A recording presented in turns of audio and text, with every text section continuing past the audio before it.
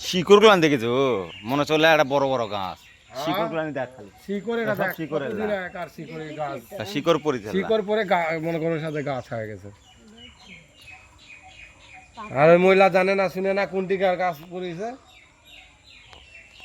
তুই কলে এটা পড়া গাছ না না ওই জানি করবেও না এটা না এ এ ভাই ভাই ভাই এর থেকে একটা ছবি তুলে হেভি আসবে রে এর থেকে তুলে ক্লিয়ার আসবে